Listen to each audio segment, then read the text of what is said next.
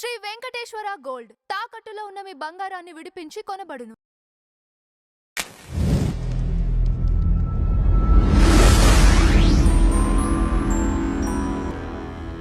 నమస్కారం ఎడ్లపల్లి అమర్నాథ్ గారు. నమస్కారం అంజిబాబు గారు. జై శ్రీరామ్ అండి. జై శ్రీరామ్. సో ఓకే, కొంచెంసేపు మనం బంగ్లాదేశ్ వెళ్దాం ఉండండి. అలాగే. బంగ్లాదేశ్లో ఏంటి ప్రతిరోజు మనం ఒక బ్యాడ్ న్యూస్ వింటానే ఉంటున్నాం. ఒకప్పుడు పాపులేషన్తో చూసుకున్నట్టయితే గ్రాడ్యువల్గా తగ్గిపోయిందిగా బంగ్లాదేశ్లో. ఈ రోజున పర్సంటేజ్ చాలా వరకు కూడా తగ్గిపోయింది. అవునండి, హిందువులు తగ్గిపోతా ఉన్నారు. అవును, మహా ఉంటే చాలా లైట్ పర్సంటేజ్ ఉంటుంది, ఒక 2% ఉంటుంది, అంటే సుమారు ఒక 7% అంటారు. 7 ఉంటుందేమో. ఎప్పుడు మనకి విభజన అయినప్పుడు ఎంత పర్సంటేజ్? సుమారు 30 పైనే ఉంది. కాలగర్భంలో కలిసిపోయింది. అవును. ఈ 7% కూడా 6% కూడా అసలు వాళ్ళు నిద్రపోనిస్తున్నారా? ఒక రేప్ చూసారా రీసెంట్ గా? అమ్మాయిని అవును వాళ్ళు కట్టేశారు. అవును, ఎంతో మంది రేప్ చేసి. అవును, అన్య మతస్థులు చేశారు. అవును, ముస్లింసే చేసింది. అన్య మతస్థులు వాళ్ళే చేసి అవును వచ్చి చేశారు. అక్కడ ఒక చట్టాలంటూ లేవా, లేకపోతే ఏంటిది? ఇది చాలా ఆలోచించాల్సిన విషయం అంజి గారు. ఇప్పుడు అసలు చరిత్ర గనక ఒక్కసారి మనం గమనిస్తే కొన్ని వందల సంవత్సరాలుగా ఒక ఒక ఒక సిస్టమాటిక్ వేలో, ఒక క్రమ పద్ధతిలో అత్యంత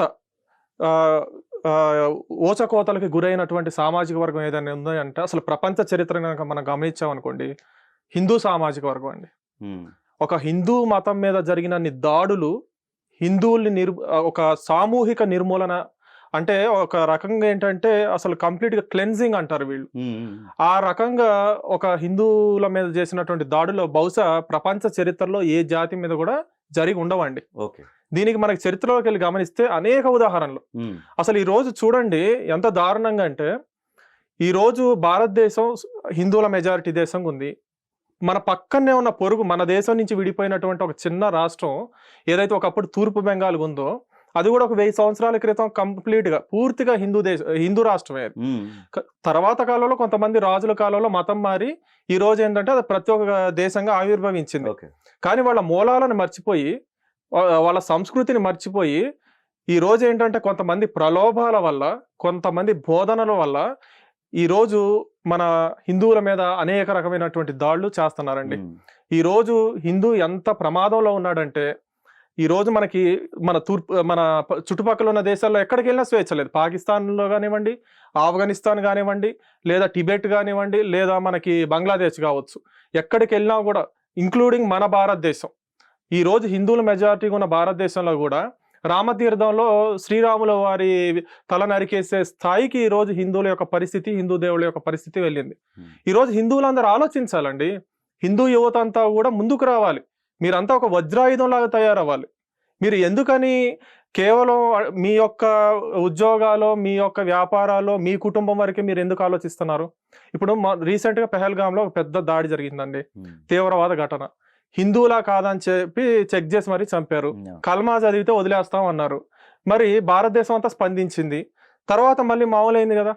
మళ్ళీ ఇంకో సంవత్సరానికో 2 సంవత్సరాలకో మళ్ళీ దాడులు జరిగితే మళ్ళీ అప్పుడు కూడా మళ్ళీ అలా చేశారు, ఇలా చేశారు, ఇది తప్పు అని ఖండించుకుంటూ కూర్చుంటుంటే పోయే ప్రాణాలను అయితే తిరిగి తీసుకురాలేం కదా. దీనికి ఒక శాశ్వత పరిష్కారం కావాలి అంజి గారు. ఎందుకనంటే ఈరోజు బంగ్లాదేశ్లో మనం గమనిస్తున్నాం, అక్కడ అత్యధిక మెజారిటీగా ఉన్న ప్రజలు ఎవరైతే మైనారిటీలు ఉన్న హిందువుల్ని వాళ్ళు కలుపుకోపోకుండా, వాళ్ళ యొక్క నిర్ణయాలని కన్సిడరేషన్లోకి తీసుకోకుండా, అంటే వాళ్ళ అభిప్రాయాలని గుర్తించకుండా వీళ్ళ సొంతంగా వీళ్ళ చట్టాలు అన్ని చేసుకుంటున్నారు. అంటే హిందువులు అనేవాళ్ళు ఏంటంటే అక్కడ కేవలం ఒక ఓటు హక్కు కూడా ఉన్నారో లేదో తెలియదు, కానీ అసలు వాళ్ళు సమాజంలో పౌరులకు కూడా గుర్తించబడట్లేదండి అక్కడ. ఇప్పుడు ఒక్కసారి మనం చరిత్రలోకి వెళ్దామండి. అఖండ భారతదేశం అని మనకి చరిత్రలో కనపడుద్దండి. సింధు నాగరికత కాలంలో ఏదైతే జనపదాలు అని చెప్పి మనకి చరిత్రలో కనపడతాయి. ఈ మహాజనపదాల్లో మనకి 16 మహాజనపదాలు, తర్వాత దానికి ముందు జనపదాలు ఉండేవి. ఇప్పుడు మనకి చరిత్రలో కనపడే కోసల, మగధ, కురు, ఇప్పుడు మనకి రామాయణ మహాభారతాల్లో కొన్ని రాజ్యాల పేర్లు ఉంటాయండి. అవంతి, మత్స్య, అంగ, వంగ, ఇవన్నీ మన చరిత్రలో ఉన్న రాజ్యాలే. ఆ రోజుల్లో హిందువులు ఎంత చక్కగా బతికేవాళ్ళు అంటే, రాజులు అనేక రకమైనటువంటి సంక్షేమ కార్యక్రమాలు ప్రజలకు అందించేవాళ్ళు. మీరు కనుక గమనిస్తే రైతులకు ఒక ప్రత్యేకమైనటువంటి కార్యక్రమాలు చేసేవాళ్ళు. తర్వాత గర్భిణీ స్త్రీలకి అనేక రకమైనటువంటి కార్యక్రమాలు చేసేవాళ్ళు, సంక్షేమ కార్యక్రమాలు, అట్లాగే మనకి వికలాంగులకు ఉండేవి, చాలా చక్కగా పరిపాలించేవాళ్ళు. అప్పట్లో కూడా మరి విదేశీయులు లేరంటే ఉన్నారు, యవనులు ఉన్నారు. మనకి రామాయణ మహాభారతాల్లో కూడా యవనుల ప్రస్తావన వస్తుందండి. సో యవనులు అంటే ఎవరంటే మనకి గ్రీకులు అని చెప్తారు హిస్టారియన్స్. వాళ్ళు కూడా భారతదేశంలో చాలా ప్రదేశాలను సందర్శించటం, ఇక్కడ ప్రజలతో మమేకం అవటం, ఇక్కడ సంస్కృతి సంప్రదాయాల పట్ల ఆకర్షితులు అవటం, అది అలెగ్జాండర్ కాలం వరకు కూడా జరిగింది. తర్వాత కూడా జరిగింది. గ్రీకులు చాలా మంది మన భారతదేశంలో ఉన్నటువంటి మన హైందవ సంస్కృతి పట్ల ఆకర్షితులయ్యారు. ఎప్పుడు ఏ హిందూ రాజు కూడా వివక్ష చూపించలేదండి. నువ్వు ఫలానా గ్రీకు కాబట్టి, ఫలానా విదేశీయుడు కాబట్టి నీకు ఇక్కడ ఉండే పథకాలు మేము ఇవ్వం అనేది లేదు. అందరినీ సమదృష్టితోటే చూశారు. అదే మన భారతదేశం యొక్క గొప్పతనం. ఎప్పుడూ కూడా అతిథులని చాలా గౌరవంగా చూసుకున్నారండి. అలాంటి గొప్ప సంస్కృతిలోకి మనకి 10వ శతాబ్దం 7, 8వ శతాబ్దాల తర్వాత కొంతమంది దుర్మార్గులు వాళ్ళ యొక్క మత విస్తరణ, వాళ్ళ యొక్క రాజ్య విస్తరణ కాంక్షతో ఈ దేశం మీదకి దండయాత్రలు చేస్తూ వస్తూ సింధు ఏదైతే అఖండ భారతదేశంలో ఉందో, ఇప్పుడు పాకిస్తాన్లో ఉన్న సింధు రాష్ట్రాన్ని అరబ్బులు ఆధీనంలోకి తీసుకున్నారండి 8వ శతాబ్దంలో.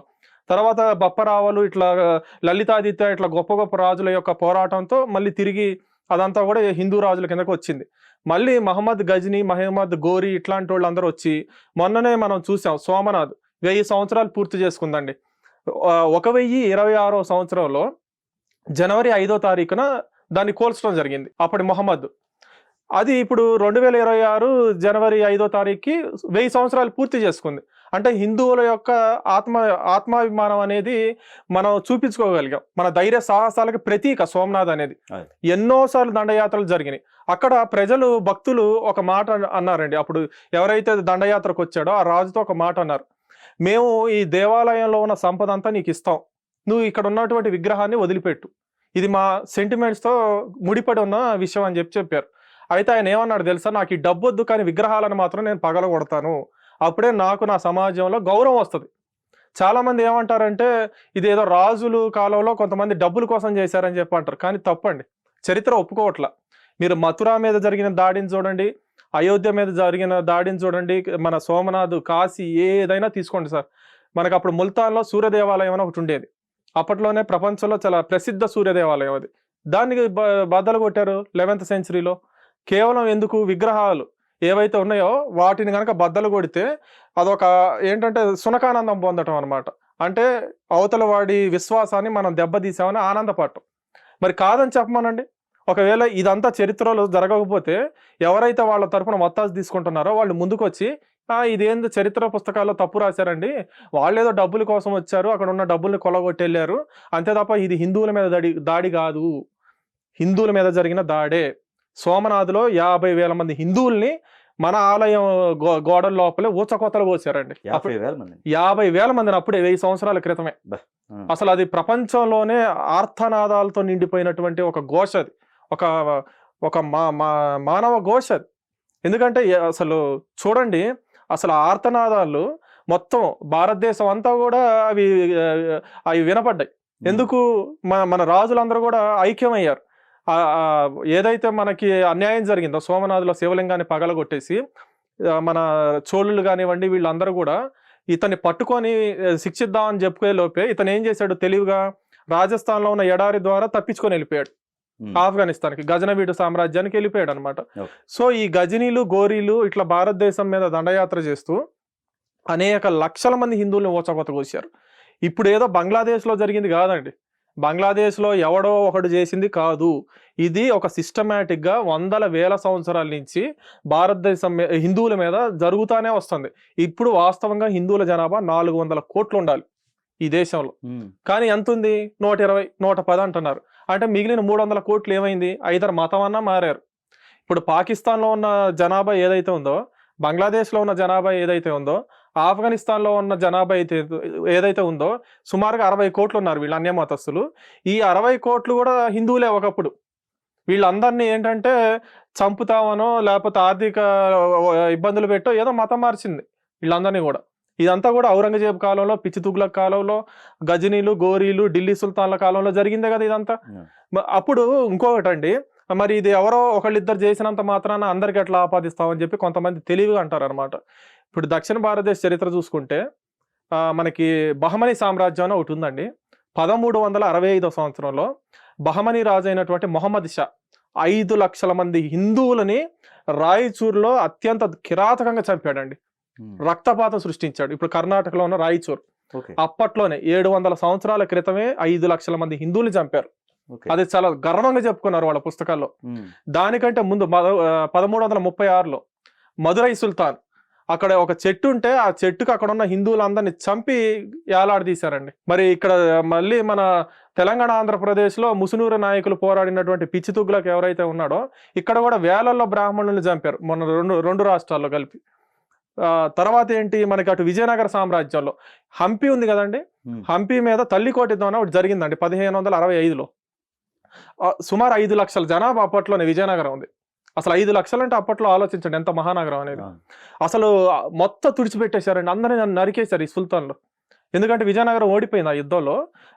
రామరాయలు వధింపబడ్డాడు, వాళ్ళ తమ్ముడు వెంకటపతిరాయలు పారిపోయాడు. అప్పుడు ఏమైందంటే మొత్తం వీళ్ళందరూ హంపీకి వచ్చి మొత్తం అక్కడ ఉన్న మనుషులందరినీ చంపి ఆ నగరాన్ని ధ్వంసం చేశారు. హిందువుల్ని ఊచకోత కొయ్యటం కాదా? మరి వీటికి ఎవరు సమాధానం చెప్పాలి? ఎన్ని బ్లాక్ డేస్ జరపాలి? హిందువుల మీద జరిగిన దాడులు కండి మనం గనక బ్లాక్ డేస్ గనక జరుపుకుంటూ వెళ్తే 365 రోజులకి 365 బ్లాక్ డేస్ ఉంటాయండి. This is my open statement. ఇది నేను నిరూపిస్తా కూడా అవసరం అయితే. జనవరి 1వ తారీఖు నుంచి మొదలు పెడితే డిసెంబర్ 31వ తారీఖు దాకా సంవత్సరం మొత్తం హిందువులకి ఒక బ్లాక్ డే వస్తుంది. ఇప్పుడు మనకు కనపడేది ఏదో పెహల్గాము, లేకపోతే బాంబే అటాక్స్, లేకపోతే హైదరాబాద్ గోకుల్ చాట్ ఇవే కాదు.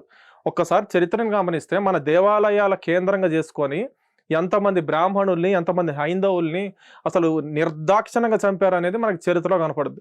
మరి ఇన్ని జరుగుతుంటే మన హిందూ సమాజం ఎలా ఉందనేది కూడా మనం ఆలోచించుకోవాలి ఒకసారి. ఇప్పుడు మనం ఐక్యంగా ఉన్నామా లేదా? ఈరోజు ఎక్కడ చూసినా హిందువుల మీద దాడులే. 2 తెలుగు రాష్ట్రాల్లో అత్యంత ప్రమాదంలో ఉన్న వ్యక్తులు హిందువులు. ఎందుకంటే ఎప్పుడు ఎవరు ఎటువైపు నుంచి వచ్చి దాడి చేస్తారో తెలియదు. జరిగే ప్రతి కుట్రకి తీసుకెళ్లి హిందువుల్ని బాధ్యుల్ని చేస్తున్నారు దానికి. ఈరోజు పవన్ కళ్యాణ్ గారు మనందరికి నిజంగా ఏంటంటే ఒక ఆదర్శవంతమైనటువంటి నాయకులు అండి. ఎందుకంటే ఆయన సనాతన ధర్మాన్ని ఓపెన్గా ఏంటంటే ప్రకటించి ఆయన దానికోసం దాన్ని ఉద్ధరించడానికి కృషి చేస్తున్నటువంటి వ్యక్తి. వారు ఒక మంచి మాట అన్నారు, అది ప్రతి హిందూకి ఆదర్శం. ఏమిటంటే, నేను ఒక ఫ్యానటిక్ హిందూని కాదు, నేను కమిటెడ్ హిందూని. అంటే ఫ్యానటిక్ హిందూ అంటే నా మత పిచ్చున్న వ్యక్తిని కాదు, నేను కమిటెడ్, నేను ఆ ధర్మం పట్ల చాలా కమిట్ అయి ఉన్నాను. అది ఈరోజు చాలా మనకి ప్రతి హిందూకి కూడా అవసరం. ఇప్పుడు పవన్ కళ్యాణ్ ఫ్యాన్స్ కూడా సినిమాలు రిలీజ్ అయినప్పుడు ఆయన ఆదరిస్తారు, చాలా గౌరవంగా చూస్తారు, చాలా మంచిదే. మీరు కూడా ఏంటంటే ఆయన మార్గంలో నడవాలి, వాళ్ళని చూసి మిగిలిన సమాజం కూడా నడవాలి. ఎందుకు ఈరోజు ఆయన మనకి ఏంటంటే మన ధర్మానికి ఈ 2 తెలుగు రాష్ట్రాల్లో ఒక పెద్దన్నలాగా ఆయన ఈరోజు వ్యవహరిస్తున్నారు. సనాతన ధర్మానికి కూడా ఒక బోర్డు ఏర్పాటు చేయాలని చెప్పి వారు పిలిపించారు. కాబట్టి ఏంటంటే ప్రతి హిందువు కూడా ఆయన అన్న మాటని సీరియస్గా తీసుకొని మనం ఏంటంటే ఒక కమిటెడ్ హిందూలాగా ఉండాలి. మన మతం పట్ల జరుగుతున్నటువంటి అన్యాయాన్ని ఎదుర్కోవాలి, ప్రశ్నించాలి. అంతే తప్ప పూనకాలు వచ్చినట్టు ఊగిపోవటం వల్ల వచ్చే లాభం ఏం లేదండి. మాది ఎప్పుడో లక్షల కోట్ల సంవత్సరాల కింద ధర్మం, మేము అప్పుడెప్పుడో ఉన్నాం, అవన్నీ అనవసరం. అవన్నీ ఏంటంటే దానివల్ల ఎవడు వచ్చి కిరీటాలు పెట్టడం. అసలు ఫస్ట్ మనుషులు ఎప్పుడు వచ్చారనేది కూడా తెలుసుకోవాలి ప్రతి ఒక్కరూ కూడా. ఎప్పుడు కూడా వేదాలు అనేవి సైన్స్కి చాలా గౌరవాన్ని ఇచ్చినాయండి. అసలు మన వేదాలను కనుక చదివితే మనకి ఏది సైన్సో ఏది వేదమో అర్థం కాదు. 2 కూడా ఒకే లైన్లో వెళ్తుంటాయి అనమాట. ఎప్పుడు కూడా సైన్స్కి విరుద్ధంగా మనకి వేదం వెళ్ళలేదు. దానికి ఒక చిన్న ఎగ్జాంపుల్ ఇస్తానండి. ఇప్పుడు మనకి వేదాల్లో ప్రకృతి శక్తులు ఉన్నాయండి. ఇప్పుడు అవే మనకి పురాణాల్లో వాటికి ఒక రూపం దాల్చి కథల రూపంలో చెప్పారు. ఇప్పుడు అష్టాదశ పురాణాలు ఏవైతే ఉన్నాయో వేదాల్లో ఉన్న విషయాలు అవన్నీ అర్థం కావు కాబట్టి అర్థమయ్యే విధంగా పురాణాల్లో మనకు ఆ స్టోరీస్ రూపంలో ఇవ్వడం జరిగింది. ఇప్పుడు వేదాలు ఏం చెప్తున్నాయి? నువ్వు అగ్నిని గౌరవించాలి, నువ్వు వాయువుని గౌరవించాలి, నువ్వు ఇంద్రుని గౌరవించాలి. ఇప్పుడు ఇంద్రుడు అంటే చాలా మంది ఏమనుకుంటారంటే మనకి పురాణాల్లో కనిపించే పాత్ర అని చెప్పి అనుకుంటారు. కానీ ఇంద్రుడు అంటే మెరుపు అండి. మెరుపు ఏదైతే మనకి వర్షం వచ్చేటప్పుడు మెరుపు వస్తుందో దానికి ఇంద్ర అనే పేరు పెట్టారు. అంతేగాని ఇంద్రుడు అంటే 2 చేతులు 2 కాళ్ళు ఇది కాదండి. ఈ సిద్ధాంతం చాలా మంది ఏంటంటే పూర్తి చదవరు వేదాలు. ఇప్పుడు అహల్య స్టోరీ కూడా అసలు అర్థం అక్కడ కాదు. మనకేంటంటే అక్కడ గౌతమ మహర్షి ప్రార్థించాడు. ఇంద్రుడు వర్షానికి అధిపతి కాబట్టి ఆయన్ని పూజిస్తాడనమాట. ఏంటి, ఆయన యొక్క వ్యవసాయ క్షేత్రాన్ని సస్యశ్యామలం చేయమని. అది ఇంద్రుడు వరం ఇస్తాడు. ఆయన మన మనిషి మనలాగా వచ్చి అహల్య అనేది అక్కడ భూమి, హల్యం భూమి. కానీ మనకి ఒక అమ్మాయి రూపంలో దాని కొంతమంది అట్లా స్వార్థ శక్తులు ప్రచారం చేసినాయి. దీన్ని పెద్ద పెద్ద స్కాలర్స్ కూడా ఈ ఇంద్రుడి అహల్యకు సంబంధించినటువంటి స్టోరీ ఏదైతే ఉందో ఇది కల్పితం, ఇది వాల్మీకి రాసింది కాదు, దీనికి ఇంటర్ప్రిటేషన్ రాంగ్ వేలో ఇచ్చారు, దీని కరెక్ట్ ఇంటర్ప్రిటేషన్ ఇటీవల ధర్మ మార్గం భాస్కర్ రాజు గారు కూడా ఒక ఛానల్లో చెప్పడం జరిగింది ఇదే విషయం గురించి. సో ఇప్పుడు మనకి ఇంద్రుడు అంటే ఎవరు? మెరుపు. అలాగే సూర్యుడు, సూర్యనారాయణుడు, మనకి నక్షత్ర రూపంలో ఉన్నటువంటి సూర్య భగవానుడు. ఇప్పుడు మనకి మీరు ఎవరైనా ఆలోచించండి, మనకి ఫోటోసింథసిస్ జరుగుద్దండి. ఫోటోసింథసిస్ ద్వారా మనకు ఆక్సిజన్ వస్తుంది మనిషికి. ఇప్పుడు అసలు ఆక్సిజన్ లేకుండా ఎవరైనా మనుషులు ఉండగలరా? ఎవ్వరూ ఉండలేరు. మనకి ఎక్కడి నుంచి వస్తుంది? అది ఇండైరెక్ట్గా సూర్యుడి నుంచే. సూర్యుడు ఫోటోసింథసిస్కి ఆ లైట్ని ఈ ప్లాంట్స్ అన్ని కూడా అబ్జర్వ్ చేయడం వల్ల కదా వస్తుంది మనకి. మరి వేదాల్లో ఇంత సైన్స్ ఉన్నప్పుడు వేద ఋషులు స్పష్టంగా చెప్పారు కదా, నువ్వు అన్ని ఎలిమెంట్స్ని, నేచర్లో ఉన్న ఫోర్సెస్ అన్నిటిని కూడా గౌరవించు, వాటిని ఏంటంటే మొక్కు, వాటికి దండం పెట్టు అని చెప్పారు. కొంతమంది దీనికి వక్ర భాష్యాలు చెప్తున్నారు ఇటీవల. ఇప్పుడు మనం ఈ రీసెంట్గా ఒక వీడియో నేను చూశానండి. త్రివిక్రమ్ శ్రీనివాస్ గారు ఎవరైతే సినిమా డైరెక్టర్ ఉన్నారో వారికి వేదాల గురించి, వేదాలంటే ఏం లేదు, ప్రకృతి శక్తులకి మన పూర్వ ఋషులు ఏదో భయపడో లేకపోతే ఏదో ఊరిక దడుచుకోనో అట్లా మొక్కారు అంతే తప్ప ఏదో లేదని ఒక స్టేట్మెంట్ ఇచ్చారు. దాన్ని సామవేదం షణ్ముఖ శర్మ గారు కూడా ఖండించారు దాన్ని. ఇప్పుడు ప్రకృతి శక్తుల్ని గౌరవించటం అంటే మన పరమేశ్వరుణ్ణి గౌరవించటమే. ఇప్పుడు చాలామంది ఏమనుకుంటారంటే హిందువులది ఏముందండి, రాళ్ళని రప్పల్ని చెట్లని అన్నిటిని పూజిస్తారు, అదేమన్నా పెద్ద గొప్ప, వీళ్ళు సృష్టికర్తను దేవుడిని వదిలేసి ఈ ప్రకృతి, దేవుడు సృష్టించిన ప్రకృతిని పూజిస్తారని చెప్పి ఎగతాళికి చేస్తుంటారండి. అది కూడా మనం చాలా సందర్భాల్లో చూస్తాం. కానీ వేదం ఏం చెబుతుంది? ఆ పరమేశ్వరుడు, ప్రకృతి పరమేశ్వరుడు వేరుగా లేరు అని చెప్తుంది. ప్రకృతి పరమేశ్వరుడిలో భాగమే. సూర్యుడు పరమేశ్వరుడి నుంచి భిన్నంగా లేడు, ఇంద్రుడు పరమేశ్వరుడి నుంచి భిన్నంగా లేడు, అగ్నిదేవుడు కూడా పరమేశ్వరుడి నుంచి భిన్నంగా లేడు. ఏదైతే మన ప్రకృతిని గౌరవిస్తున్నామో పరమేశ్వరుని గౌరవిస్తున్నట్టే. మనకి పురుష సూక్తం చూసినా ఇదే ఇంటర్ప్రిటేషన్ వస్తుంది. మళ్ళీ నాసదీయ సూక్తం అని ఋగ్వేదం 10వ మండలం అద్భుతం ఉందంట, అద్భుతమైనటువంటి ఒకటి ఉంటుంది మనకి, నాసదీయ సూక్తం అని ఒకటి ఉంటుంది. అందులో స్పష్టంగా వేద ఋషి చెప్పాడు. కాబట్టి ఏంటంటే ఇవన్నీ కూడా మనం హిందువులకి మనం ఎడ్యుకేట్ చేయాలి, మన ధర్మం పట్ల ఒక సరైనటువంటి అవగాహన కల్పించాలి. ఇది ఎవరు చేయాలి? ఎవరైతే పండితుల లెవెల్లో ఉన్నారో, పీఠాధిపతుల లెవెల్లో ఉన్నారో వీళ్ళు గ్రామాలకు వెళ్ళి, మనకు అక్కడ దేవాలయాలు ఉన్నాయి కాబట్టి హిందూ దేవాలయాల్లో భగవద్గీతని ప్రచారం చేయటం కానివ్వండి. ఇప్పుడు గంగాధర్ శాస్త్రి గారైనా ఒక ఆయన ఉన్నారండి, భగవద్గీత గురించి అద్భుతంగా ప్రచారం చేస్తున్నారు. ఆయన నిజంగా మనం ఎంత ఆయనకి పాద అభివందనం చేసినా కూడా తక్కువే హిందువులుగా. అలాంటి వాళ్ళు 1,00,000 మంది రావాలండి. ఇప్పుడు ఒక్కడు కనపడటం ఏంటి చెప్పండి? 10 కోట్లలో ఒక్క ఆయన భగవద్గీతను ప్రచారం చేసేది. ఇప్పుడు అట్లా భగవద్గీత మనకి చాలు, 700 శ్లోకాలు ఉన్నాయి. మొత్తం వేదసారం అంతా, ఇప్పుడు వేదాలు చాలా సర్వోన్నతమైన, అందరికి అర్థం కాకపోవచ్చు కాబట్టి వేదసారాన్ని అంతా శ్రీకృష్ణుల వారు భగవద్గీతలో 700 శ్లోకాల్లో ఇచ్చారుగా. నేనే ఋగ్వేదాన్ని అయి ఉన్నాను, నేనే సామవేదాన్ని అయి ఉన్నాను, నేనే యజుర్వేదాన్ని అయి ఉన్నాను అని వేదసారాన్ని అంతా శ్రీకృష్ణుల వారు భగవద్గీతలో ఇచ్చారు. అలాగే విశ్వరూప సందర్శనంలో పురుష సూక్తం యొక్క సారాన్ని కూడా ఇచ్చారు కదా. మరి ఆ భగవద్గీతని గంగాధర్ శాస్త్రి లాంటి వారు మన 2 తెలుగు రాష్ట్రాల్లో చాలామంది తయారయ్యి చెప్తే, ఏదైతే ఇప్పుడు మత మార్పిళ్ళు అంటున్నారో వాటన్నిటికీ ఖచ్చితంగా చాలా వరకు అడ్డుకట్ట వేసినట్టు అవుద్ది. ఇప్పుడు అది జరగట్లేదు కదా. హిందువులుగా మన తరపు నుంచి మనం చేయాల్సిన బాధ్యత చేస్తున్నామా? చేయట్లా. పోనీ ఇంకొకటి బయట నుంచి వస్తున్నటువంటి నింద ఇంకోటి ఏంటంటే, ఇది కేవలం ఒక వర్గానికి సంబంధించినటువంటి ధర్మం మాత్రమే, సనాతన ధర్మం అనేది. ఇందులో ఒక వర్గం పట్ల చాలా వివక్ష చూపించారు. బ్రహ్మ యొక్క పాదాల నుంచి జన్మించారు కాబట్టి వాళ్ళు కేవలం సేవలు చేయడానికి మాత్రమే ఉన్నారనేది ఒక దుష్ప్రచారం చేస్తున్నారండి. ఇది యాక్చువల్గా వాస్తవం కాదు. ఇప్పుడు మనకేంటంటే స్కాంద పురాణంలో ఒక అద్భుతమైనటువంటి విషయం ఉంటుందండి. జన్మనా జాయతే శూద్ర, సంస్కారణ జాయతే ద్విజ, వేద జ్ఞానేషు విప్రాణం, బ్రహ్మ జ్ఞానేషు బ్రాహ్మణం. బ్రాహ్మణుడు అంటే ఎవరు? బ్రహ్మజ్ఞానం గలవాడు. విప్రుడు అంటే ఎవరు? వేదాలను చదివిన వాళ్ళు. అలాగే ప్రతి ఒక్కళ్ళు పుట్టుకతో శూద్రులే, కానీ వాళ్ళ యొక్క గుణాలను బట్టి మనకి వాళ్ళ యొక్క వర్ణం అనేది నిర్ణయించబడుతుంది. ఇది స్కంద పురాణంలో ఉంటుంది మనకి. కాబట్టి ఎక్కడా కూడా ఒకళ్ళే చేయాలని రూల్ లేదు. ఒక సామాజిక వర్గంలో పుట్టిన వాళ్ళు మాత్రమే ఈ వేద ప్రచారం కానివ్వండి, మన హిందూ గ్రంథాలు ఏవైతే ఉన్నాయో, రామాయణం కానివచ్చు, మహాభారతం, భగవద్గీత, ఇవన్నీ కేవలం ఒక సామాజిక వర్గం వాళ్ళు చేయాలని లేదు. మొత్తం చాతుర్వర్ణం మయా సృష్టం గుణకర్మ విభాగస్య అన్నాడు శ్రీకృష్ణుల వారు. అంటే ఏంటి? వాళ్ళ యొక్క పనిని బట్టే నేను చేశానని చెప్పి. కాబట్టి బ్రాహ్మణుడు అనే పొజిషన్ ఎవరికి వస్తుందంటే, ఎవరైనా బ్రాహ్మణుడు అవ్వచ్చు. ఇప్పుడు నేను శూద్రుడిని అండి, వాస్తవానికి కులం పరంగా నేను శూద్రుడిని, నేను బ్రాహ్మణుడు అవ్వచ్చు, వేదాలు చదివితే నేను బ్రాహ్మణుడు అవుతా. ఇప్పుడు బ్రాహ్మణుడు అంటే ఏంటండి, వాళ్ళకి 6 నియమాలు పెట్టడం జరిగింది మనకి శాస్త్రాలు. వేదాన్ని చదవాలి, ఫస్ట్ది వేదాన్ని చదవాలి, వేదాన్ని చదివించాలి. నెక్స్ట్ యజ్ఞాలు చేయాలి, యజ్ఞాలు చేయించాలి. నెక్స్ట్ దానాలు చేయాలి, దానాలు చేయించాలి. ఇవి 6. ఈ 6 ఉన్నవాడే బ్రాహ్మణుడు అవుతాడు. ఇప్పుడు ఈ వేద పాఠశాలలు ఉన్నాయి కదా మనకి 2 తెలుగు రాష్ట్రాల్లో, రాజుల కాలంలో కావచ్చు, గడిచిన ఒక 200 సంవత్సరాలుగా వేద పాఠశాలలు అనేక నిర్మాణం జరిగింది. ఇంకా ప్రతి గ్రామంలో కూడా వేద పాఠశాల నిర్మాణం జరిగి అక్కడ మన చతుర్వేదాలని, మన ఉపనిషత్తులని, మన రామాయణ మహాభారతాలని ప్రచారం చేస్తే ఎందుకు వెళ్తారండి వేరే వాటికి? వెళ్ళరు, చాలా వరకు తగ్గిపోతుంది. కానీ ఇది మనం ఎంతవరకు చేస్తున్నాం అనేది ఈ పీఠాధిపతుల స్థాయిలో ఉన్నటువంటి గురువులు కానివ్వండి, లేదా పెద్ద పెద్ద పండితులు కానివ్వండి, ఇది బయటకు వచ్చి చెప్పాలి. సనాతన ధర్మంలో ఎక్కడా వివక్ష లేదు. ఇప్పుడు ఎవరైతే దళితులు అంటున్నారో వీళ్ళు వాస్తవంగా శూద్రులే. శూద్రుల్లోనే లోయెస్ట్ కేటగిరీ కింద తర్వాత కాలంలో సమాజంలో వచ్చిన కొన్ని పరిణామాల వల్ల జరిగింది కొన్ని చోట్ల. అది మన గ్రంథాలు దాన్ని ఎక్కడా కూడా సమర్థించట్ల. వేదాల్లో ఎక్కడా కూడా లేదండి, అణచివేత లేదు. మీరు ఋగ్వేదం చదివితే 10,552 మంత్రాల్లో ఎక్కడా కూడా అణచివేత గురించి ఉండదండి. ఇంకోటి గొప్ప విషయం ఏంటో చెప్పమంటారా? ఋగ్వేదంలో మనకి స్త్రీ ఋషులు ఉన్నారు. స్త్రీలు వేదం చదవకూడదు అంటారు కదా చాలా మంది, అలాగే శూద్రులు కూడా వేదం చదవకూడదు అంటారు కదా. మరి శూద్రులు ఉన్నారు, స్త్రీలు ఉన్నారు కదా.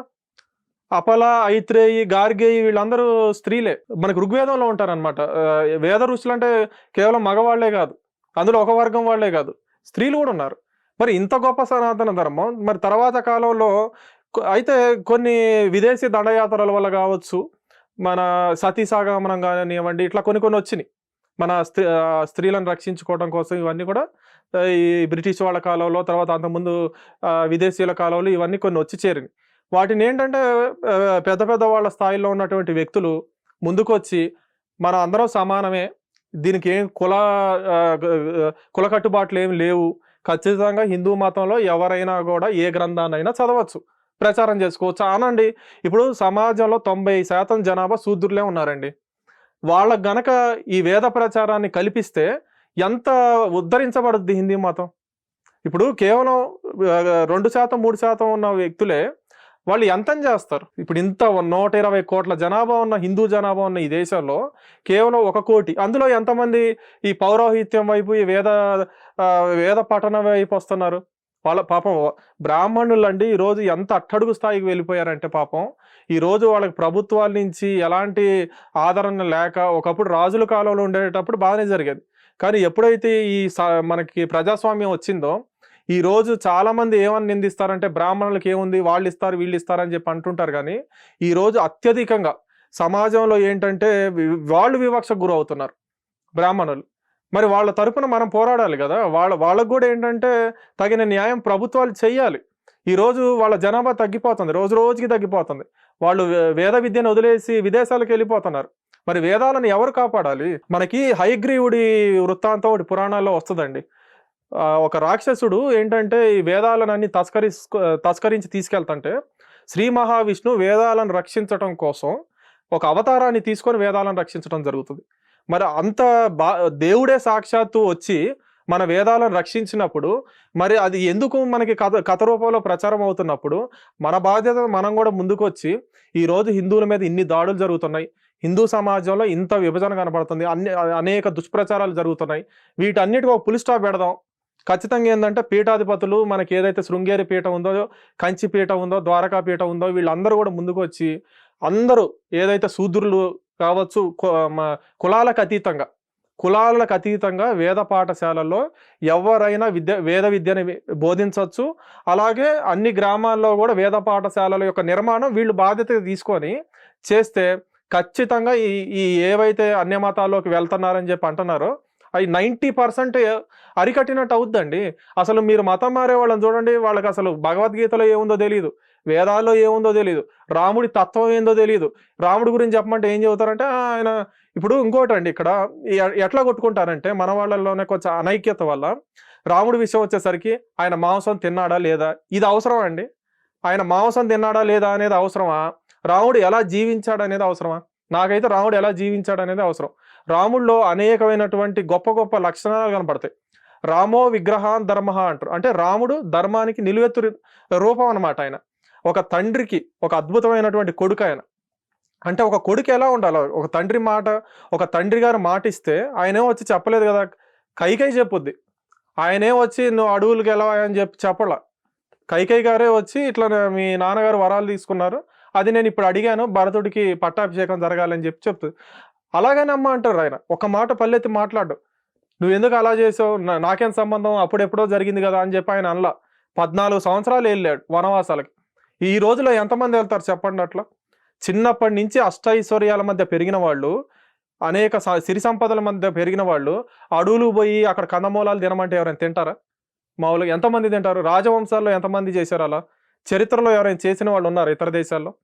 ఈ రాముడిని వదిలిపెట్టండి, మన భారతదేశంలో ఎంతోమంది రాజులు ఉన్నారు కదా, ఎవరైనా అట్లా అడవులకి వెళ్ళిన వాళ్ళు ఉన్నారా మనకి? ఏ మతంలోనైనా సరే. మరి అంత ఆదర్శ పురుషుడు కదా ఆయన మనకి. ఇప్పుడు ఒక అద్భుతమైనటువంటి హస్బెండ్ ఆయన, గొప్ప భర్త. ఒక భర్తకు ఉండాల్సిన లక్షణాలు ఉన్నాయి.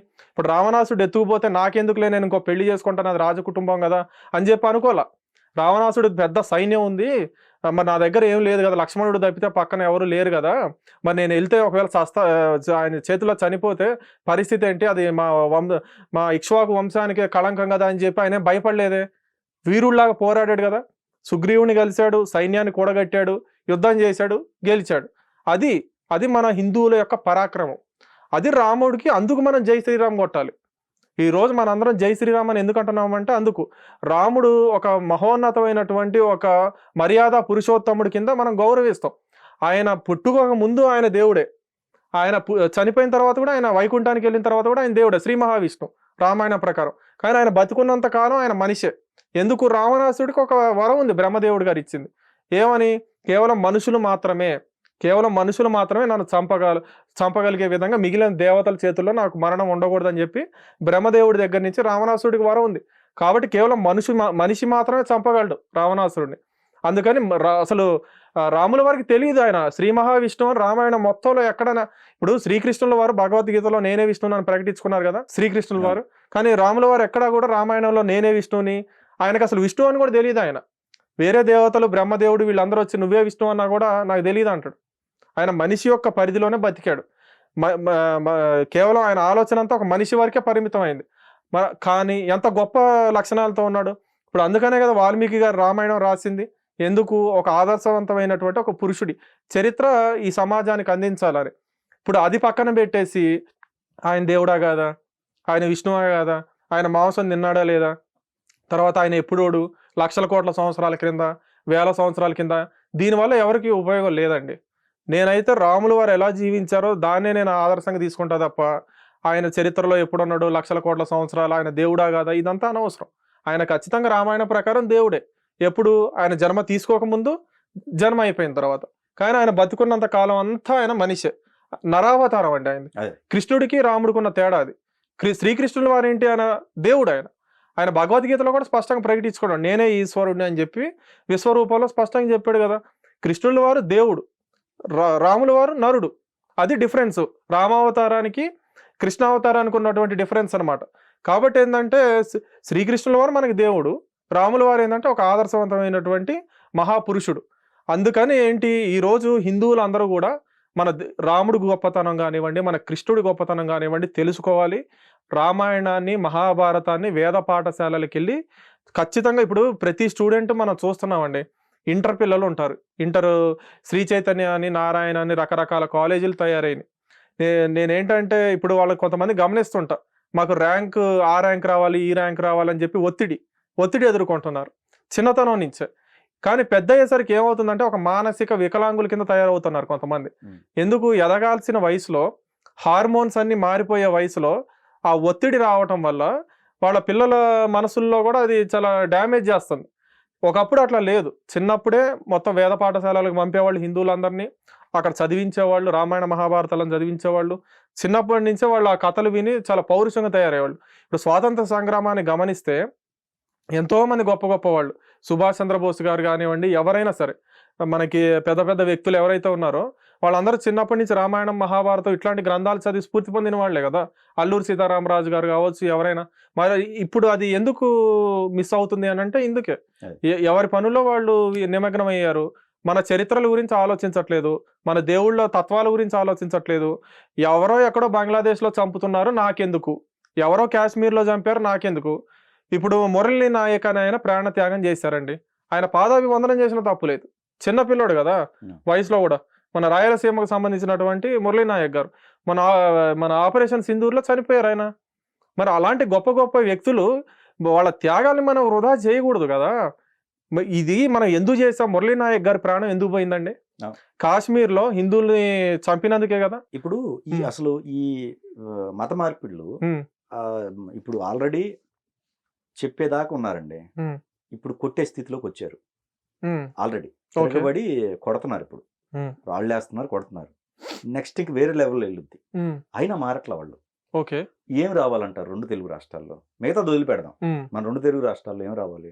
మన రెండు తెలుగు రాష్ట్రాల్లో అయితే ముందు హిందువుల్లో ఐక్యత రావాలండి. వచ్చింది, అందుకనే వాళ్ళు అంటే ఇప్పుడు మీరు కొన్ని సర్క్యులేట్ అవుతున్నాయి, మీరు చూసి అవునవును వస్తుంటాయి, వాట్సాప్ లో కూడా వస్తుంటాయి. విలేజ్లో ఇప్పుడు ఇంతకు ముందులా లేదండి. విలేజ్ లో ఇమ్మీడియట్ గా వాళ్ళు ఆ ఎంటర్ కాగానే కొడుతున్నారు. ఇంత ముందు దాకా చెప్పేవాళ్ళు పోలీసులు కంప్లైంట్ ఇద్దామని, ఇప్పుడు రివర్స్ అయ్యి కొడుతున్నారు. అంటే వీళ్ళు చెప్పినా కానీ మారని, ఇంకా నెక్స్ట్ లెవెల్కి వెళ్ళేటట్టు వాళ్ళే తెచ్చుకుంటున్నారు. కానీ దీనికి ఒక చట్టం క్రియేట్ కావడాలి, వాళ్ళకు ఒక భయం క్రియేట్ కావాలి. లేకపోతే ఇది ఇంకా వస్తానే ఉంటారు కదా. మరి దీని మీద ఎలా మారితే బాగుంటది అంటారు? అంటే దీనికి వాళ్ళు ఏం చెప్తున్నారంటే, మాకు రాజ్యాంగమే ఈ స్వేచ్ఛ ఇచ్చింది ఫలానా ఆర్టికల్లో అని చెప్పి అంటున్నారు. అయితే ఇప్పుడు మన వాళ్ళు చేస్తున్నటువంటి, ఇప్పుడు ఫర్ ఎగ్జాంపుల్ వాళ్ళు ఏమంటారంటే, మా మతాన్ని మేము ప్రచారం చేసుకునే హక్కు మాకు రాజ్యాంగం ఇచ్చింది కాబట్టి మేము చేసుకుంటున్నాం, మీరే అడ్డుపడి మీరే రాజ్యాంగాన్ని ఉల్లంఘిస్తున్నారు అని మన మీదే ఒక నింద వచ్చే ప్రయత్నం జరుగుతుంది. అయితే దీనికి మనం గనక అబ్జర్వ్ చేస్తే, ఇప్పుడు ఎంతవరకు ప్రచారం చేసుకోవచ్చు అనేది కూడా ఒకసారి ఆలోచించాలండి. ఇప్పుడు ఫర్ ఎగ్జాంపుల్ అంబేద్కర్ గారు ఉన్నారు. వారు చనిపోయే కొద్ది కాలం ముందు బౌద్ధ మతాన్ని తీసుకొని, అంటే వారి స్వేచ్ఛ వారు ఉపయోగించుకున్నారు. ఇప్పుడు మన హిందువులు మనం ఏం చేయాలంటే, మన ధర్మాన్ని కూడా మనం ప్రచారం చేసుకోవాలి. ఇప్పుడు ఈ కొట్టుకోవటం, తన్నుకోవటం అనే దానికైతే నేను సమర్థించనండి వ్యక్తిగతంగా. అవును, కానీ వీళ్ళు చేసే యాక్టివిటీకి ఆ విధంగా జరుగుతుంది. ఇప్పుడు విలేజ్ లో మీరు మనకు సర్క్యులేట్ అవుతున్నాయి ప్రతిరోజు ఒకటి చూస్తున్నామండి.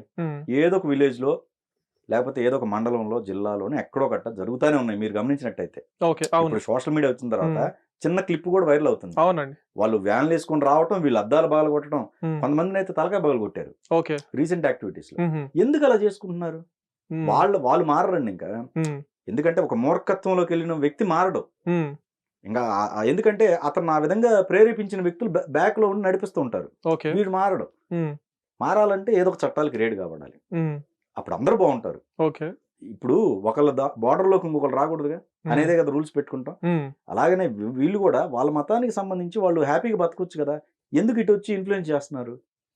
అంటే వాళ్ళు అనేది ఏంటంటే, మా గ్రంథంలోనే ఉంది ఇట్లా సర్వ సృష్టికి వెళ్ళి సువార్తను ప్రకటించమని చెప్పి. ఇక్కడ కూడా వీళ్ళు కూడా అదే చేస్తే చెయ్యాలి. నేను అనేది అదే, వీళ్ళు అదే. ఇప్పుడు వాళ్ళని అడ్డుకోకుండా వీళ్ళు కూడా ఒక 5గురు 6గురు ప్రతి విలేజ్ లో ఇలా యాక్టివిటీ చేస్తే ఇంకేముందండి. అంటే ఎలాంటి యాక్టివిటీ అంటారు? ప్రచారమా? అంతే కదా. వాళ్ళు చేస్తున్నట్టే హిందువులు చేశారు అనుకోండి ప్రతి విలేజ్ లో. వాళ్ళు ఏమంటున్నారు? దానికి చేసుకోండి అంటున్నారా? అడ్డుపడతారు. ఓకే, ఎవరైనా అడ్డుపడతారు. వీళ్ళు చేయలే ఇప్పటి వరకు. అది చేస్తే ఏమవుద్ది? గొడవలు జరుగుతాయి. ఓకే, కానీ దీన్ని కట్టడి చేయాలి కదా. అవునా కదా? అవును. ఏదేమైనా ఒకటి అంజి గారు, ఇక్కడ ఫస్ట్ అయితే ప్రక్షాళన అనేది మన వైపు నుంచి కూడా కొంత జరగాలి. వాస్తవంగా ఏంటంటే గ్రామ వ్యవస్థ అనేది ఇంకా బలోపేతం అవ్వాలి. ఖచ్చితంగా మన ధర్మ ప్రచారం అనేది కూడా మనకి జరగాలి. అప్పుడు ఒకవేళ వచ్చినా అది మనకి ఇంపాక్ట్ జరగదు. ఇప్పుడు ఫర్ ఎగ్జాంపుల్, ఇప్పుడు కొట్టడం అనేది మానవతా కోణంలో చూసినప్పుడు ఖచ్చితంగా తప్పే, నేనైతే వ్యక్తిగతంగా సమర్థించాను. ఇప్పుడు వాళ్ళు ఒకవేళ చెప్పుకొని మనల్ని వాళ్ళ వరకు వాళ్ళు చెప్పుకొని వెళ్ళిపోతే వచ్చే నష్టమే ఉండదు. ఎందుకు? మన గ్రంథాల మీద మనకి ఉంది ఖచ్చితంగా. అసలు చెప్పడం కూడా ఎందుకు అంటున్నా, దానికి వాళ్ళు ఏమంటున్నారంటే రాజ్యాంగం మాకు హక్కు ఇచ్చింది. అప్పుడు ఇది ఎక్కడ మార్పు జరగాలి? రాజ్యాంగంలో మార్పు జరగాలి. ఈ దేశం హిందూ దేశంగా ప్రకటింపబడి ఖచ్చితంగా ఏంటంటే ఈ దేశంలో హిందూ మతం ఒక్కటే ఉండాలి, ఈ ప్రచారాలన్నీ ఆగాలనేది ఒక చట్టం కేంద్ర ప్రభుత్వ స్థాయిలో కనుక వస్తే అప్పుడు ఇట్లాంటివన్నీ కూడా అడ్డుకట్ట వేయడానికి ఒక అవకాశం ఉంటుంది అనమాట. ఇప్పుడు ఒకవేళ దానికి అవకాశం లేదనుకోండి, అప్పుడు మనం ఏం చేయాలంటే సరే చెప్పుకుంటే చెప్పుకున్నారులే, చెప్పుకొని వెళ్ళిపోతారు అని వదిలేస్తే సరిపోద్ది. ఎందుకు అనంటే ఇప్పుడు వాళ్ళు కనుక మన దేవుళ్ళని దూషించారనుకోండి, ప్రచారం పేరుతో వచ్చి మన దేవుళ్ళు అట్లా, మన విగ్రహాలు ఇట్లా అంటే అది ఖచ్చితంగా తప్పే. అప్పుడు చట్టపరమైనటువంటి చర్యలు తీసుకోవాలి. లేదు అనుకోండి, అందరికి అంత పేషెన్స్ ఉండదుగా, కొంతమందికి ఆవేశం ఉంటుంది, అప్పుడు ఇట్లాంటి గొడవలు జరుగుతాయి. దానికి గ్రామ స్థాయిలోనే అక్కడ పెద్దలతో మాట్లాడుకొని, మన హిందూ మతం తరపున ఉన్నటువంటి పెద్దలు, ఆ మతానికి సంబంధించినటువంటి పెద్దలు, ఏమండి మీ వాళ్ళు ఇట్లా వచ్చి చేస్తున్నారు, అది తప్పు, మాకు నచ్చట్లేదు, ఎంత చెప్పినా కూడా వినట్లేదు, మేము భౌతికంగా దాడి చేసేదాకా మమ్మల్ని ప్రేరేపిస్తున్నారు, కాబట్టి మీరు దాన్ని విరమింపజేయండి అని చెప్పి ఒక ఏంటంటే ఒక రిప్రజెంటేషన్ లాగా చేస్తే గ్రామ లెవెల్లో, ఇప్పుడు మనకు అక్కడ దేవాలయాలు ఉన్నాయి కదా, ఆ దేవాలయాల్లో ఉన్నటువంటి పెద్దలతో మాట్లాడుకొని ఒక కమిటీ లాగా పెట్టుకొని ఇట్లాంటివి చేయండి, మాన్పించేయండి అని చెప్పి చేస్తే బాగానే ఉంటుంది. లేదు, అసలు మీరు కొన్ని వీడియోలు చూసినట్టయితే ఈ పేడ నీళ్లు జల్లటాలు వచ్చిన వాళ్ళ మీద ఆ మైకులు తీసుకుని వస్తారు కదా, చాలా సర్క్యులేట్ అవుతున్నాయి. ఏది 2 రోజులు ఏదో ఒకటి జరుగుతాయి. అవునవును, అసలు ఎందుకు అనంతపురంలో కూడా జరిగిందంట కదా, క్యారవాన్ మీద కొట్టారు, రాళ్ళు దాడులు చేసుకున్నారు, ఈ ప్యాడ్ నీళ్లు కొడుతున్నారు వాళ్ళు రాగానే, కొంతమంది అయితే బొట్లు పెడుతున్నారు వాళ్ళు రాగానే. ఓకే, వీళ్ళు అసలు వాళ్ళు ఎందుకు అది చేస్తున్నారు, వీళ్ళ చేత ఎందుకు చేయించుకుంటున్నారు, ఇది 2 క్లాషెస్ అవటానికే, అవునా కదా? అలాంటప్పుడు ఖచ్చితంగా వాళ్ళు ఎవరైతే ఉన్నారో ఆ ధర్మానికి సంబంధించినటువంటి వ్యక్తులు వాళ్ళు కూడా ముందుకు వచ్చి దీని మీద ఏంటంటే ఒక స్టాండ్ తీసుకోవాలి. ఎందుకంటే మనకు సమాజంలో ఐక్యత అవసరం కదా. ఇప్పుడు అందరూ కలిసి ముందుకెళ్ళినప్పుడే భారతదేశం ముందుకెళ్తుంది. కాబట్టి ఏంటంటే మేము ఇట్లా చెయ్యమండి, ఇంకా మేము మా ధర్మం తరపున మేము ఒకటి, కానీ వాళ్ళు చెప్పేది అట్లా లేదు కదా, వాళ్ళ వర్షన్. వాళ్ళు ఏం చెప్తున్నారు, మాకు సర్వ సృష్టికి వెళ్ళి సువార్తను ప్రకటించండి అని చెప్పి మా గ్రంథంలోనే ఉంది కాబట్టి మేము చెప్తాం అంటున్నారు. దానికి మనం ఎట్లా చెప్పగలం, అది మీరు ఒకసారి ఆలోచించండి. దానికి మామూలుగా ఎలా అయితే బాగుంటుంది అంటారు మీరే? లేదు, అసలు ఇప్పుడు క్రిస్టియానిటీ తీసుకుందామండి, ప్రతి దేశంలో ఒక్కొక్క విధానం ఉంటుంది దానికి, మీరు చూడండి. ఓకే, ఏ దేశంలో ఒక సిస్టమ్ ప్రకారం ఉండదు, అంతే కదా. అవును, అడాప్ట్ చేసుకుంటారు ఆ కల్చర్ని. అవును, ఒక క్రిస్టియానిటీ మాత్రమే ప్రతి దేశంలో ఆ కల్చర్ని అడాప్ట్ చేసుకొని ఆ కల్చర్ని మళ్ళీ ఇంకో రకంగా వాళ్ళకు అనుగుణంగా మార్చుకొని వీళ్ళు ఎగ్జిస్టింగ్ కొనసాగిస్తూ ఉంటారు. ఒక క్రిస్టియానిటీ మాత్రమే. ఓకే, మళ్ళీ ఇస్లాం ఉండదు, అట్లా అడాప్ట్ చేసుకోదు చాలా వరకు కూడా. అంటే ఒకటండి, డెఫినెట్గా ఏంటంటే ఇప్పుడు వీళ్ళే కాదు, ఇటీవల కాలంలో మీరు చూస్తే ఈ సూడో బుద్ధిస్టులు కొంతమంది తయారయ్యారు. వాళ్ళు కూడా పొద్దున్న లేచిన కాడి నుంచి ఒకటే దాడి, చరిత్రను వక్రీకరిస్తూ ఈ ఆలయం మా బుద్ధుడిదే, అసలు చరిత్ర అంతా మా బుద్ధుడిదే అని వీళ్ళు కూడా తయారయ్యారు. ఈ మధ్య ఒకళ్ళకి ఇద్దరు తయారయ్యారు. కాబట్టి ఎవరైనా సరే, నేను అనేది ఏంటంటే ఏదైనా ఒకటి చెప్పే ముందు దానికి సంబంధించినటువంటి సహాయక ఆధారాలు తీసుకొని రావాలి, వాళ్ళు నిరూపించుకునేటట్టుగా ఉండాలి. ఇప్పుడు కనపడ్డాయని మాయే, చరిత్ర అంతా మాదే అనేది ఎక్కడ చేయకూడదు. ఇప్పుడు వీళ్ళ విషయానికి వస్తే మాత్రం ఖచ్చితంగా తప్పేనండి. అంటే అట్లా బలవంతంగా వచ్చి మీరు వినాల్సిందే మేము చెప్పేది, వినకపోతే మాత్రం మా రాజ్యాంగాన్ని హక్కుని మీరు కాల రాస్తున్నట్టే అని చెప్పి కనుక వాళ్ళు అంటే మాత్రం అది ఖచ్చితంగా తప్పే. కాబట్టి ఏంటంటే ఎవరైనా సరే సమాజంలో కలిసి వెళ్ళినప్పుడే ఈ దేశం పురోగతి చెందుతుంది తప్ప ఒకళ్ళు దూషించుకొని కొట్టుకోవడం వల్ల దానివల్ల వచ్చే ప్రయోజనం ఏం లేదు.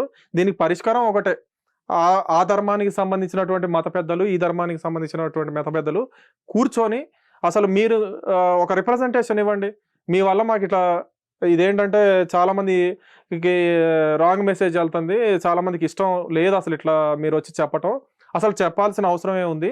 మీ విశ్వాసాన్ని మీరు నమ్మండి, మీరు ఉండండి, మా ధర్మంలో మేము ఉంటాం. మా ఇళ్ళ దగ్గరకు వచ్చి బలవంతంగా ఏంటంటే ఇట్లా మైకులు పెట్టి గట్టి గరిచి మీ దేవుడు తప్పు, మా దేవుడే కరెక్టు, మీ మతాల్లో మీ గ్రంథాల్లో ఉన్నదంతా చెత్తే, ఏమీ లేదు, మీ విగ్రహారాధన తప్పు, ఇట్లా దూషణ చేయొద్దని చెప్పి ఇద్దరు పెద్ద లెవెల్లో, పీఠాధిపతుల లెవెల్లో కూడా అవసరమైతే కూర్చొని వీటికి ఒక అరికట్ట వేశారనుకోండి చక్కగా ఉంటుంది.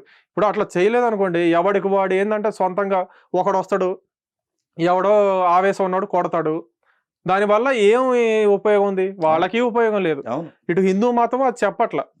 ఇది కాబట్టి ఏంటంటే సమాజంలో ఒక మంచి వాతావరణం తీసుకురావాలంటే మాత్రం 2 మతాలకు సంబంధించినటువంటి పెద్దలు కూర్చొని దాని మీద చర్చించుకొని ఇద్దరికి అంగీకారం అయ్యేటటువంటి ఒక పరిష్కారాన్ని కనుగొనాలి.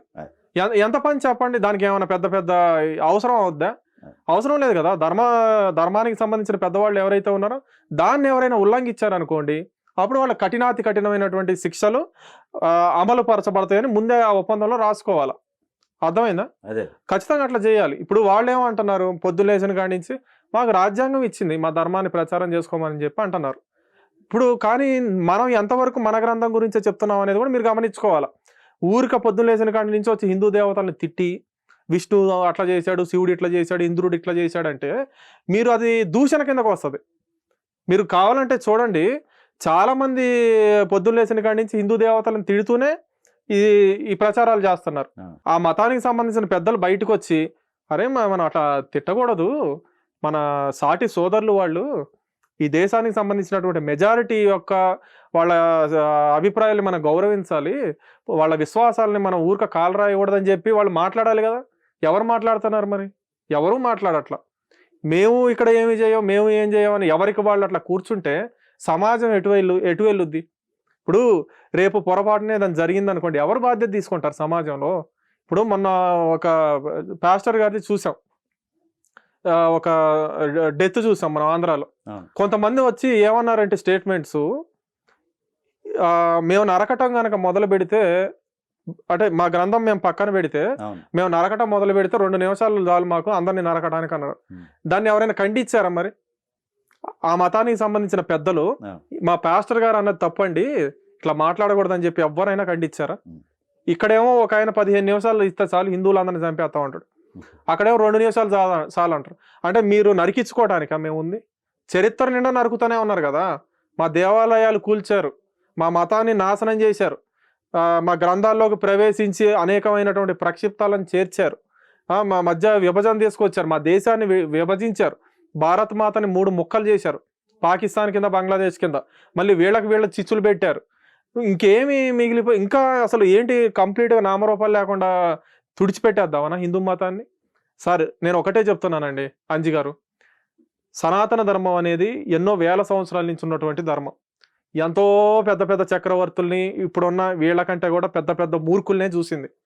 ఔరంగజేబునే ఎదిరించామండి మనం, పిచ్చి తుగ్గులగ్నే ఎదిరించాం, గజని, గోరి, బాబర్, తర్వాత ఈ మొహమ్మద్ షా, అక్బర్, ఎంతో మంది నియంతల్ని చూసిన మతం ఇది.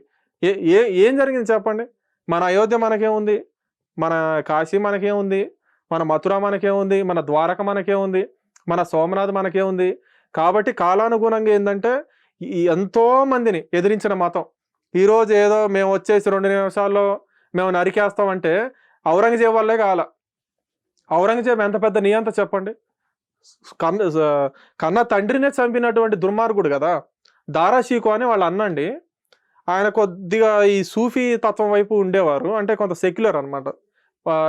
షాజహాన్కి పెద్ద కుమారుడు దారాషీకో. ఆయన ఉపనిషత్తులని ట్రాన్స్లేట్ చేశాడండి వాళ్ళ భాషలోకి, పర్షియన్ భాషలోకి. ఈ ప్రపంచంలో ఉన్న అత్యుత్తమ విజ్ఞానాల్లో ఉపనిషత్తులు ఒకటని చెప్పి కీర్తించాడు ఆయన హిందూ వాంగ్మయాన్ని. ఆ తర్వాత భగవద్గీతని ట్రాన్స్లేట్ చేయించాడు పర్షియన్ భాషలోకి దారాషీకో. ఆయన షాజహాన్కి అసలు సిసలైన వారసుడు, మొఘల్ సామ్రాజ్యానికి.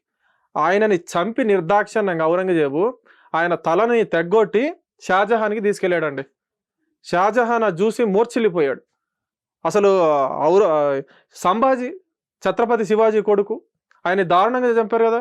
గోళ్ళు తీశారు, చేతులు నరికారు, చర్మం ఒలిచారు. కాబట్టి ఔరంగజేబుని చూసాము మేము, పెద్ద పెద్ద పెద్ద క్రూరులనే చూసాం. నువ్వేదో 2 నిమిషాల్లో వచ్చి నరుకుతానంత మాత్రాన ఎవరు భయపడేవాళ్ళు లేరు. ఇక్కడ హిందూ జాతే పౌరుషం గల జాతి. పెద్ద పెద్ద సంస్కృతులే అంతరించిపోయినాయి అండి. ఒకప్పుడు చరిత్ర కనుక మీరు గమనిస్తే, అలెగ్జాండర్ మతం ఉందా? అలెగ్జాండర్ గ్రీకులు, వాళ్ళకి సపరేట్గా ఒక మతం ఉండేది, వాళ్ళ దేవీ దేవతలు వాళ్ళకు ఉండేవాళ్ళు. ఇప్పుడు అలెగ్జాండర్ మతం ఉందా? లేదు. విశ్వవిజేత అలెగ్జాండర్ అండి, ఆయన మతం ఇప్పుడు లేదు. మరి మనకి ఈజిప్ట్ పోతే పెద్ద పెద్ద పిరమిడ్లు కనపడతాయి, ఫారోస్ కనపడతారు, వాళ్ళ మమ్మీలు సమాధులు కనపడతాయి, వాళ్ళది ఒక మతం. ఈరోజు ఉందా? లేదు. మరి రొమేనియన్లు ఉన్నారు, తర్వాత మనకి మెసొపటోమియా, ఇట్లా ఎన్నో నాగరికతలు ఉండేవి మన హిందూ మతానికి సమకాలికంగా. అవన్నీ అంతరించిపోయినాయి. కానీ హిందూ మతం ఎప్పటికీ సనాతనంగా ఉంటుంది, ఎటర్నల్ మతం అనమాట. ఎప్పుడు కూడా తనని తాను సంస్కరించుకుంటూ ముందుకు వెళ్తూ ఉంటుంది. కాబట్టి ఏంటంటే ఈ ఎవరైతే ఇట్లా వాగుతున్నారో హిందువుల్ని చంపేస్తాం అంటే, ఒక రకంగా చెప్పాలంటే రేపు మెజారిటీలు అయితే వీళ్ళు మన పరిస్థితి ఏందనేది ఈరోజు హిందూ యువత ఆలోచించుకోవాలి. ఈరోజు హిందూ యువత ఏం ఆలోచించుకోవాలంటే, నేనేదో సాఫ్ట్వేర్ ఉద్యోగం చేస్తున్నాను, నాకు ఒక నెలకు 1 లక్ష రూపాయలు జీతం వస్తున్నాయి, నేను నా కుటుంబం బాగుంటే చాలు, హిందువులు ఎట్లా చనిపోయినా పర్లేదు అని అనుకుంటే, మన CBI director, ex director Nageswara Rao గారు ఒక మాట అన్నారు, ఇంకొక 20 సంవత్సరాల్లో హిందువులు మైనారిటీ అవుతారంట ఈ దేశంలో. అది వాస్తవమే కదా. రేపు వాళ్ళ రాజ్యాధికారం కనుక రేపు వాళ్ళకి వస్తే ఈ దేశం సెక్యులర్గా ఉంటుందా? పోనీ ఉన్న దేశాలు ఉన్నాయా? ఇప్పుడు వాళ్ళ ఎవరైతే అన్య మతాలకు 2 మతాలకు సంబంధించిన వ్యక్తులు ఉన్నారో వాళ్ళ ఆధీనంలో ఉన్న దేశాలు ఉన్నాయో అక్కడ ఎక్కడైనా మానవతా విలువలతో ఉందా? ఎక్కడైనా సమాన విలువలు ఉన్నాయా? అక్కడ ప్రార్థనలు చేసుకోవచ్చా? గుళ్ళు కట్టుకోవచ్చా? లేదు కదా. రేపు ఈ దేశంలో కూడా చట్టాలు అంతే మారుస్తారు. కాబట్టి మన హిందూ యువతే జాగృతం అవ్వాలి, మన హిందూ యువతే ఐక్యం అవ్వాలి. ఇప్పుడు పూర్వం మనకి ఒక అద్భుతమైన కథ ఉంటుందండి. వృత్తాసురుడు అని ఒక క్రూరమైనటువంటి రాక్షసుడు ఉండేవాడు వేదాల్లో. వృత్తాసురుడు మనకి దదీజీ మహర్షి తన వెన్నుమొక్కని ఇస్తాడు. ఎవరికి? ఇంద్ర భగవానుడికి, దేవతలందరికీ రాజు అయినటువంటి ఇంద్ర భగవానుడికి తన యొక్క వెన్నుముక్కనిచ్చి దాని వజ్రాయుధం కింద మారుస్తాడు. వజ్రాయుధం అనేది ఎంత శక్తివంతమైందంటే, ఇప్పుడు మనకి హిందూ దేవతలు అందరూ ఉన్నారు కదండి, ఆ ఆయుధాలు, వాళ్ళ చేతుల్లో ఉండే ఆయుధాలు ఉంటాయి కదా, ఆ ఆయుధాలన్నిట్లో కూడా అత్యంత శక్తివంతమైనటువంటి ఆయుధం వజ్రాయుధం. అది మన దేవతలందరికీ రాజు అయినటువంటి ఇంద్ర భగవానుడి చేతిలో ఉంటుంది ఆ వజ్రాయుధం. ఎప్పుడైతే స్వర్గలోకం మీద రాక్షసులు దండయాత్ర చేస్తారో ఆయన దేవతల్ని, తర్వాత స్వర్గలోకాన్ని ఆ వజ్రాయుధంతో కాపాడుతూ ఉంటాడు అనమాట. ఆ వజ్రాయుధం దదీజీ మహర్షి వెన్నుముక ద్వారా ఇవ్వడం జరిగింది. భగవద్గీతలో శ్రీకృష్ణుడు కూడా చెప్తాడు భగవద్గీతలో ఏమని, ఆయుధాల్లో నేను వజ్రాయుధాన్ని అయి ఉన్నాను, దేవతల్లో నేను ఇంద్రుడిని అయి ఉన్నాను, కాబట్టి ఏనుగుల్లో నేను ఐరావతాన్ని అయి ఉన్నాను. ఐరావతం ఎవరిది? ఇంద్ర భగవానుడు. కాబట్టి ఏంటంటే మనం అట్లా తయారవ్వాలి. శ్రీకృష్ణుల వారే మనకు భగవద్గీతలో చెప్పారు ఒక వజ్రాయుధాన్ని. వజ్రాయుధం లాగా ఈరోజు భారతదేశంలో ఉన్నటువంటి హిందువులు అందరూ ఐక్యం అవ్వాలి. నరేంద్ర మోడీ ఎవరు? ఇంద్రుడు, ఇంద్ర భగవానుడితో సమానం. ఇప్పుడు నరేంద్రుడు అంటేనే నరులకి ఇంద్రుడు, మహేంద్రుడు అంటే దేవేంద్రుడు, అంటే ఇవన్నీ ఇంద్ర భగవానుడి యొక్క పేర్లు అనమాట అవన్నీ. అట్లా నరేంద్రుడు అంటే నరులందరికీ కూడా ఇంద్రుడు. మనం అందరం ఏంటంటే ఆయనకి, మన ఇంద్ర భగవానుడు ఎవరైతే నరేంద్ర మోడీ ఉన్నారో మనకి ఇంద్రప్రస్థం నుంచి పరిపాలిస్తున్నటువంటి, ఇప్పుడు ఢిల్లీ అని ఏదైతే ఉందో అది యాక్చువల్గా దాని పేరు ఒకప్పుడు ఇంద్రప్రస్థం అండి. ఇప్పుడు పెద్ద ఎత్తున ఉత్తర భారతదేశంలో కూడా ఒక ఉద్యమం జరుగుతుంది, ఢిల్లీ పేరు మార్చి ఇంద్రప్రస్థంగా పెట్టాలి. అది పాండవులు పరిపాలించినటువంటి ప్రాంతం. పాండవులు అందరూ 5గురు కూడా ఇంద్రుడి అంశాలు, అవి ఇంద్ర భగవానుడి అంశాలు. ఆ 5గురు పాండవులు, అందులో అర్జునుడు సాక్షాత్తు ఇంద్ర భగవానుడి యొక్క కుమారుడు, ఇంద్రుడి యొక్క పుత్రుడు అర్జునుడు. ఆయన ఇంద్రుడి దగ్గరికి వెళ్ళి ఇంద్రసింహాసనం మీద కూడా కూర్చుంటారు. ఆయనకి కిరీటి అనే బిరుదు ఉంది అర్జునుడికి. ఎందుకు? ఇంద్రుడు తన కిరీటాన్ని తీసుకెళ్లి అర్జునుడి నెత్తి మీద పెడతారనమాట. వాళ్ళు నిర్మించినటువంటి ఇంద్రప్రస్థం ఏదైతే ఉందో అక్కడ ఉన్నటువంటి అభినవ ఇంద్రుడు ఎవరైతే మన నరేంద్ర మోడీ గారు ఉన్నారో ఆయనకి మరిన్ని శక్తులు అనగోరే విధంగా మన దేశ యువత ఆయన చేతుల్లో వజ్రాయుధం కింద తయారవ్వాలి. మన అందరం కలిసి ఓట్లు, రేపు రాబోయే ఎలక్షన్స్ ఏవైతే 2029లో ఎలక్షన్స్ జరుగుతాయో అఖండమైనటువంటి మెజారిటీ మన హిందువులందరూ సంఘటితం అయ్యి, ఇవి ఇప్పుడు బంగ్లాదేశ్లో ఈ దాడులు జరుగుతున్నాయండి, ఇతర దేశాల్లో కూడా హిందువుల మీద దాడులు జరుగుతున్నాయి, భారతదేశం మీద దాడులు జరుగుతున్నాయి. దీని అన్నిటికీ మనం ఎట్లా చూపించాలి, ఏ రూపంలో చూపించాలి అంటే నరేంద్ర మోడీని బలోపేతం చేయటమే. సుమారుగా వాళ్ళు ఏదైతే కలగంటున్నారో 400 సీట్లకు పైగా నరేంద్ర మోడీకి రావాలనే లక్ష్యంతో వాళ్ళు పనిచేస్తున్నారో, ప్రతి నియోజకవర్గంలో కూడా హిందువులందరూ ఐక్యమయ్యి మన అభినవ ఇంద్రుడైనటువంటి మన నరేంద్ర మోడీ గారికి మన వజ్రాయుధంలాగా తయారయ్యి మన యొక్క శక్తిని వారికి అందించాలి. అప్పుడే హిందువుల యొక్క ఐక్యత ప్రపంచ దేశాల్లో తెలుసుద్ది. అప్పుడు ఎవరు రారు కదా, ఎవరు రాలేరు మన మీదకి, భయపడతారు. ఎందుకు? మోడీ ఉన్నారు ఆయన వైపు. ఇప్పటికీ మోడీ కొన్ని నిర్ణయాలు తీసుకోలేకపోతున్నారు. చాలామంది అంటారండి, మోడీ ఎందుకు సైలెంట్గా ఉన్నారు, బంగ్లాదేశ్లో హిందువులందరినీ చంపుతుంటే మోడీ ఎందుకు సైలెంట్గా ఉన్నారు, పాకిస్తాన్లో చంపుతుంటే ఎందుకు సైలెంట్గా ఉన్నారంటే ఆయన దగ్గర పవర్ ఏది, ఆ శక్తి ఏది? ఆయన ఇప్పుడు ఏంటంటే స్వతంత్ర ప్రభుత్వం కాదు కదా, ఆయన కొన్ని ప్రాంతీయ పార్టీల యొక్క మద్దతుతో ఉన్నారు. ఆయన కోయిలేషన్ గవర్నమెంట్లో ఉన్నారు, కొన్ని నిర్ణయాలు తీసుకోలేరు. అదే ఆయన కనుక నిర్ణయాలు తీసుకునే స్థాయిలో ఉండుంటే ఖచ్చితంగా తీసుకునేవారు. కాబట్టి ఏంటంటే దానికి ఎవరు బాధ్యులు? ఆయనకి ఎందుకు ఇవ్వాలా మరి మొన్న సీట్లు? ఖచ్చితంగా చేసేవాళ్ళు ఇచ్చుంటే. కాబట్టి ఏంటంటే మన హిందువుల యొక్క శక్తి ప్రపంచానికి తెలియాలంటే, మన హిందువుల మీద ప్రపంచవ్యాప్తంగా ఉన్నటువంటి దాడులు ఆగాలి అని అంటే మనం కేంద్ర ప్రభుత్వంలో ఉన్నటువంటి ఒక బలమైన హిందూ ప్రభుత్వాన్ని ఏర్పాటు చేసుకోవాలి. నరేంద్ర మోడీ గారికి మరింత బలాన్ని, శక్తిని మన హిందూ యువత, ఇప్పుడు చాలామంది 18 సంవత్సరాల లోపు ఉన్న యువత కూడా ఉందండి. మన ట్రీ మీడియా ద్వారా ఎవరైతే చూస్తున్నారో, అంటే 18 సంవత్సరాల లోపు ఉన్న వాళ్ళు, రేపు వాళ్ళు ఓటు హక్కు వస్తుంది కాబట్టి, రేపు నెక్స్ట్ ఎలక్షన్స్కి వాళ్ళు కూడా ఒక ఓటర్స్గా మారతారు కాబట్టి, మీరు అందరూ కూడా నరేంద్ర మోడీ యొక్క శక్తిని పెంచే విధంగా రేపు తయారవ్వాలి. కాబట్టి ఏంటంటే రేపు మన ఐక్యతని, మన బలాన్ని మన హిందూ ప్రభుత్వాన్ని ఏర్పాటు చేసుకునే రూపంలో చూపించాలి. రేపు చట్టాలు కూడా అప్పుడే మారతాయి. ఇప్పుడు మోడీ గారికి ఒక 400 సీట్లు కనుక ఇచ్చుంటే మారి, ఇప్పుడు ఆయన తప్పు లేదండి ఇందులో. ఖచ్చితంగా ఏంటంటే ఇది జరగాల్సిన అవసరం ఖచ్చితంగా ఉంది. ఆ దిశలో మన హిందువులందరూ కూడా ఐక్యం అవ్వాలండి.